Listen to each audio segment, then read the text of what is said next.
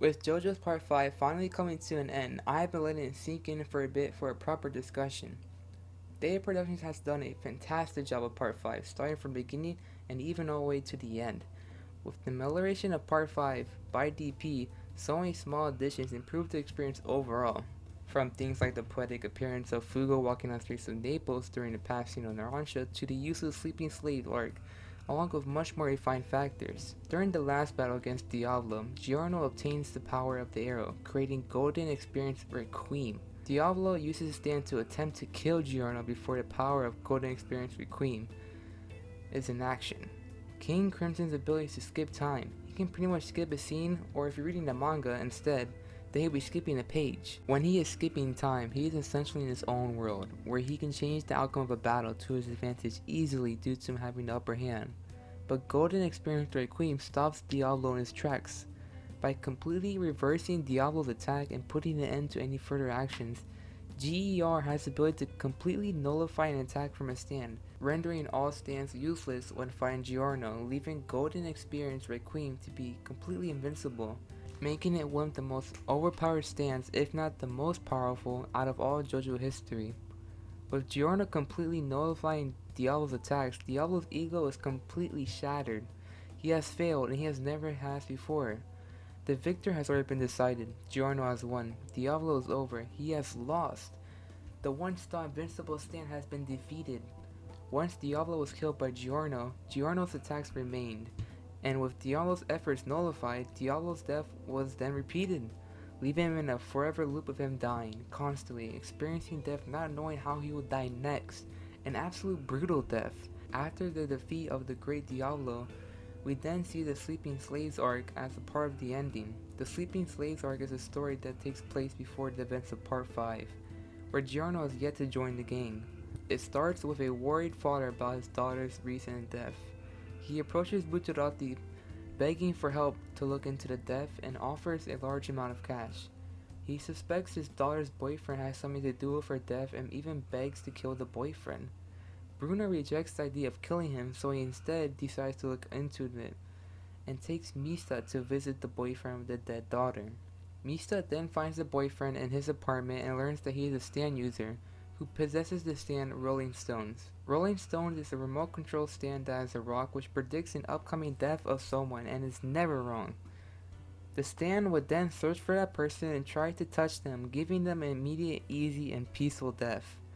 The only way to prevent it from killing you before your death, your predicted death, is to destroy the stand. Mista finds this out. He finds out that Rolling Stones has shown Bruno's fate, and is on the move to kill Bruno. On the stone, it shows Bruno with a hole in his chest, which represents King Crimson killing him. Mista then gets Rolling Stones away from Bruno by jumping off the roof of a building with Rolling Stones, and Mista survives. Since he was not the one who was chosen to die, it isn't his fate.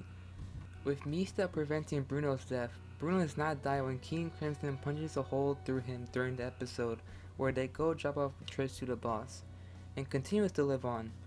Mista never tells anyone what Bruno's fate is, he had just kept it to himself. As the gang walks away from the now destroyed Rolling Stones, the stand now shows the fate of Abacchio, Narancia, and Bruno, foreshadowing their death, meaning that their fate was already set in stone from the very beginning.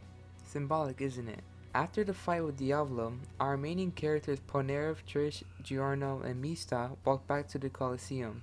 Giorno and Polnareff are aware of the death of Bruno, but Trish does not know and Mista is refusing to believe it, but is gradually accepting it as they walk back. The last scene shows Giorno as a new mafia boss associating with a group of men who are probably new supporters or allies of Passione, trying to improve the drug system and much more.